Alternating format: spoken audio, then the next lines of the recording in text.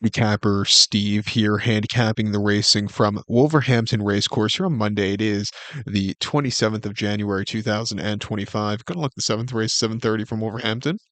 Before we get on to that, remember, please follow me on Twitter at Horse Racing Kid 5 for more selections for race courses around the world, and I mean it around the world.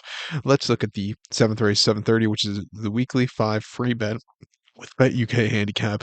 The Class 6 handicap going for a $7,500 purse. Race for 4-year-olds and upwards, horse rated 46 to 55. 8 horses are contesting 2,400 meters or a mile and a half on the all-weather Tapeta surface. Going to take the 2 horse here, Marabella Bay as a top selection, 243 for me. In the TriCash trifecta, 243 TriCash trifecta, top selection 2 horse Marabella Bay. Fibro Gelney here by Bellardo. Finbar Brennan trains, gets Keenan up in the saddle. The horse's most recent out came 13th of January at Lingfield, a mile and a half in a Class 6 handicap, and the horse finished fifth by 2 1/4 lengths that day. And he really couldn't get into it. Down south, I thought he just saw a tough race. He just was plodding along, and he just was a little bit flat. I think coming here up north, a little bit up north, the lesser quality horses back to Wolverhampton, where he showed very good form 3 back. You'll find a trip to win.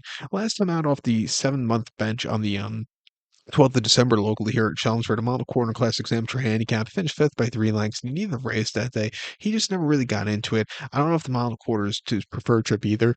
Just climbed plodding along. Wasn't his day to win that day.